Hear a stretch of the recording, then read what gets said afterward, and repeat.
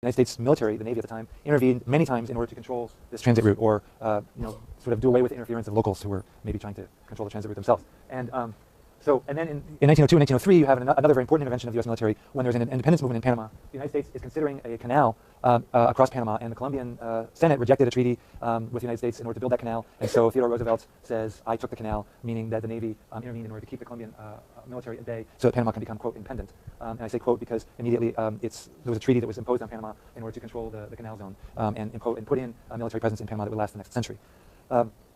The next wave of U.S. intervention comes in the early 1960s in the wake of the Cuban Revolution, when a U.S. military advisor, General William Yarborough, goes to Colombia to advise the Colombian army about how to control these leftists who are organizing the country, and advises the Colombian government to form paramilitary groups that would do counter-terrorist and terrorist operations. That's the language that he used in order to suppress there was just no distinction between armed groups and unarmed opposition. That was the birth of the modern paramilitaries within the Colombian state. The paramilitaries then formed, as I was saying before, a more indigenous or its own structure, independent of the army in the 1980s and 1990s. After the wars in Central America, after the Cold War, and after the wars in Central America are settled, there is no ideological basis for U.S. intervention in Latin America. What is it? I mean, the communists, the Soviets are gone, the wars in Central America are settled, so what are you going to do to have any kind of control or influence, as the word is used, in Latin America? And what came up? Help me. Drugs. And drugs was also an arena in which, domestically in the United States, it would be much easier ideologically. I mean, I can think of all kinds of people I know who are peace activists, people on the left who say, well, we do have to do something about drugs. They're like screwing up all these communities. We have to do something about drugs. It's not about fighting guerrillas. It's about fighting drug traffickers because they're bringing all this poison into our community. Yeah. So what about CIA involvement in getting drugs to the United States? What about it? You mean, how does that, are you saying, like, how does that fit with the ideological justification for fighting the drug war? Yeah. I mean, I get the picture. Like, you want to have influence, the United States wants to influence in Latin America, they just fight the drugs, war on drugs and drug trafficking. However, they're a part of that. Yeah. Well, the whole rationale of the drug war, you have to be a little skeptical in the beginning, not only because of the CIA's involvement, and I would argue that the CIA is not responsible for the amount of drugs in the United States, the amount of use or the amount of trafficking. They play a part, but one part out of a very, very, very large business, very large business. The other reason to be skeptical is that the strategies that are being employed don't work. And the Congress people who are approving the money for those strategies know they don't work. I mean, before Plan Colombia was introduced, and I'll talk about that in just a second, there was this experience in Peru and Bolivia where they used the same strategies of fumigation, and they did not change the price on the street. They did not change the purity on the street in the United States. They did not actually change the overall amount of land planted in coca. So then this strategy is introduced in Colombia, and what happened in Colombia what happened here when this was introduced? There was a little study that was commissioned in around 1999 that asked people in the U.S. whether they would. One was, how did they perceive Democrats as opposed to Republicans as being soft or hard on drugs? And Democrats were perceived as being more soft on drugs than Republicans. So Clinton was in office. This is a political problem. Then people were asked, would you support spending money for aircraft that could interdict drug shipments from, at that time, Peru and Bolivia into Colombia as a way of dealing with this problem? And most people said yes. And then it turned out that this study was commissioned by Lockheed Martin. And Lockheed Martin produces the E-3 planes that have these monitors on them that are used in monitoring air traffic between Peru and Colombia. There was a very hard lobbying effort by the producers of helicopters, by the oil industry, Occidental Oil, which has there's a lot of oil in here near the Venezuelan border. People say there's a lot of oil down here, but it's mostly not explored because of the conflict. And the oil companies were also saying, we support Plan Colombia. We think that the oil production in Colombia should be protected because many of the oil pipelines were being attacked by guerrilla. They're being blown up by the guerrillas and losing lots of oil and lots of money. So the whole rationale is pretty suspect. My take is that the main reason why the United States got involved is to control the resources because it is so wealthy. And in fact, after 9/11, the U.S. ambassador to Colombia at the time, said openly that we have to protect the oil in this country because the other sources of oil in the Middle East particularly are unstable. And so we have to be looking at these other sources of oil as well as other natural resources, which are strategic for our economy. So that then comes out a little bit more into the open after 9/11. It's called it's both a counter-terror, they're narco-terrorists. It's all kind of conflated together because in fact the guerrillas are trafficking in drugs. So are the paramilitaries. The impacts of this I talked about a little bit in terms of the displaced population. Some people in Colombia met this with a nonviolent resistance that there were broad levels of resistance and opposition to a military approach to the conflict. Particularly in the mid-1990s, there were broad mobilizations. There was a referendum that occurred, an informal referendum in which about 12 million people voted for negotiations with the FARC, particularly to do a comprehensive solution to the conflict. And that resulted in negotiations or talks between the government and the guerrillas. But this coincided with two things. One was an escalation of paramilitary violence. I think it was in the year 2000. There were like 200 massacres in the country. Massacre being defined as killing of 3 or more people at one time. And so that was, at the same time as you're having this negotiation, you have a paramilitary force that's collaborating with the army and that is basically disrupting any possibility. And so the guerrillas are like, we're not going to do this. The FARC laid down their arms once before and formed a political party called the UP, the Patriotic Union, and they were basically massacred. So there were like 2,000 people from the UP who were killed. And the guerrillas were not particularly sincere about the negotiation process. And then the other thing that happened was Plan Colombia came in. So you had this enormous infusion of military assistance to the Colombian army. So all the conditions for a comprehensive solution to the conflict were not existing at that time, and the negotiations broke down in 2002. Since then, a lot of the nonviolent initiatives in the country have been more identity-based or community-based. If you don't have the conditions for really transforming the national conflict as a whole, then people begin to look in their own communities, okay, how can we survive? And I mean virtually survive. So you have these indigenous communities that are in danger of extinction. You have campesino peasant communities that are in danger of annihilation. You have people who, as a community, all the bonds of community are being broken apart by violence and also displacement. And so the initiatives are, for example, and many of them are described actually in this booklet, which I would encourage you to get a copy of afterward, are, for example, youth who are being seen as actors in the conflict. They're being seen as the violent ones, because most of the armed groups, who are they trying to recruit for their killers? They're trying to recruit youth, mostly young men. And so young men basically are seen as suspect. Does that sound familiar? So they decided they wanted to project something different. And in Medellin, which is the second largest city, this group came up called the Medellin Youth Network that first said, we're going to be conscientious objectors to participating in all of the armies, because none of the armies defend us. So we're not going to participate in any of them. And second, we're going to project this culturally. And they began to do these marches from the outskirts of the city, which is where most of the poor communities are and also where the armed groups tend to go for their recruits, and into the center of the city, doing street theater, using music. They would have these open concerts, free concerts in the middle of the city, which was something that had not happened in Medellin before, to basically create a different kind of culture in their own communities, but also to be really in your face against the state.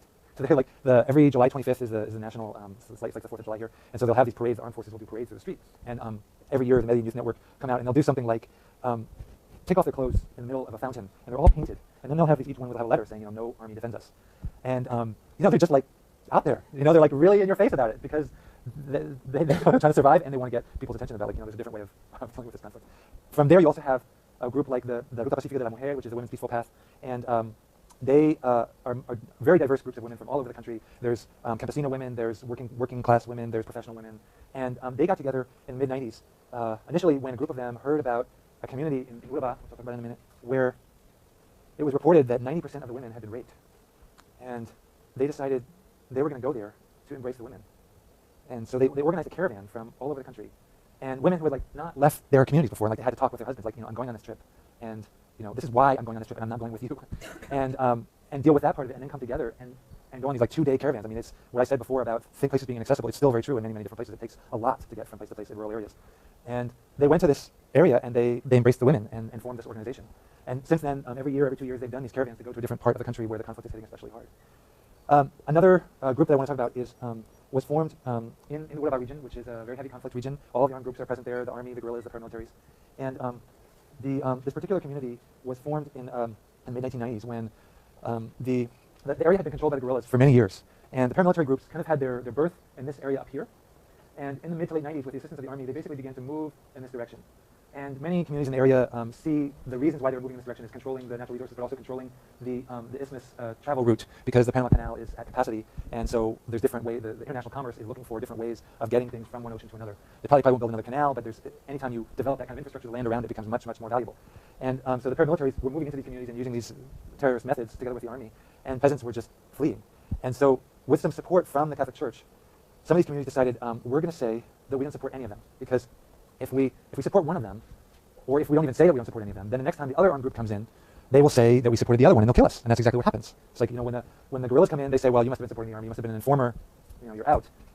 The army comes in, they say, well, the guerrillas were just here, you were supporting them, you gave them food, you're giving them information, and so, people get killed that way. So these communities decided they were going to declare themselves neutral. And there were actually a number of them at the beginning. Many of them were very small communities, river communities that the only access is by water. And they, as the conflict went on, were not able to sustain themselves. But there was this one community called the Peace Community of San Jose de Apartado that declared themselves a peace community almost exactly 10 years ago in March of 1997. And they said they're not going to support any of the armed groups by giving them food, by selling them things, by giving them information. They're not going to join the armed groups. They're not going to carry weapons. And they don't want them to come in to their community, at least into the populated areas of their community. And they made this public. And the first response of the army was to kill the leaders. The army and paramilitaries together came in and killed a number of leaders. And so in 1998, they requested accompaniment, not only by the Catholic Church, but also by internationals, who they hoped their presence would prevent further killing. So here's where, if you could bring up the other echo, that would be great. And you can advance. That was it. That's a PowerPoint one. Yeah, okay, that's fine. You can just advance it down here. Yeah, okay. So Could you go back one? So we found out about this community through a solidarity group that that nominated them for an award that the Fellowship of Reconciliation gives out. And we thought, it was pretty daring to do what they did and pretty amazing and consonant with our values as an organization, the Fellowship of Reconciliation. I didn't really say anything about it, but it was formed as a faith-based but also principled opponent of war and violence, and was formed on the eve of World War I by people from pastors from Germany and England who were about to be on opposing sides of the war, who decided they didn't want the war to come between them in their fellowship in Christ. They're all Christian. And it came out of that seed as a belief that whatever else is going on, war does not have to come in between our connections with each other, and there are other ways of dealing with conflict besides warfare. And so the Fellowship has always worked for the right to conscientious objection, and then also the use of nonviolence as an active force in dealing with injustice. So it was very active. I hear you've been reading about this in the civil rights movement, and in the 40s and 50s and 60s, FOR played a fairly prominent role, mostly in support, which I actually want to emphasize because in terms of this community, we don't, there's violence in our communities here. There's a lot of violence in our communities.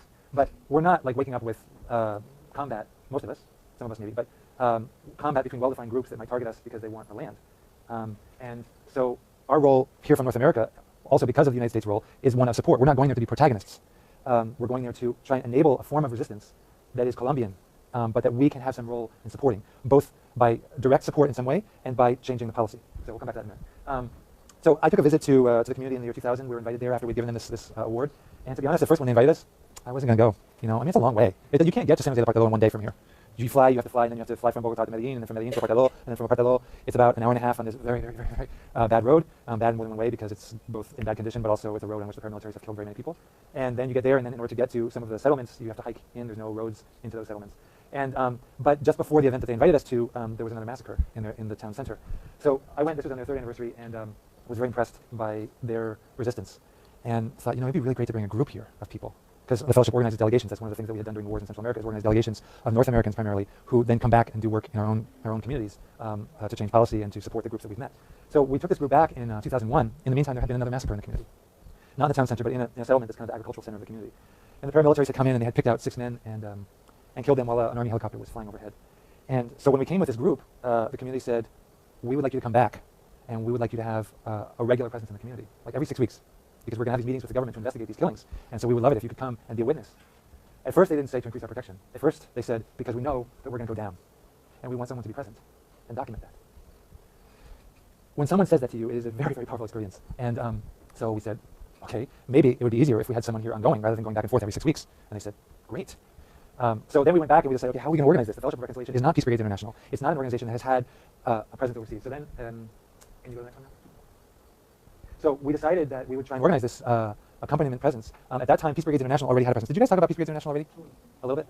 So Peace Brigades International, they had a presence in Colombia from 1994, and they had a presence in a part of this community beginning in 1999, I believe. And it was having an impact, at least in the areas where they were present, which was in the town center. But in the more rural areas, which is where this massacre had occurred, there were people still vulnerable. So it had shown, however, that there was some dissuasive presence that would have an impact. We also wanted something that would show back here that there's another impulse, there's another presence, there's another force in Colombia besides violence. Like if you think about Colombia, what's the last thing you heard about Colombia?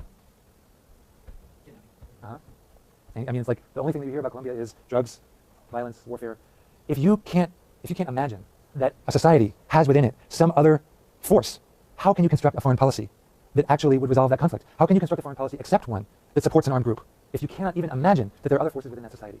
And the only way of imagining it is by documenting it, by coming back and saying, these are the people I know. These are things I've seen. These are the initiatives that are going on in civil society. These are the communities that are being affected by the armed conflict. These are what these communities are doing about it. That then becomes, in the long term, a basis, a foundation for constructing a different vision of U.S. policy and what this country's relationship will be with Colombia.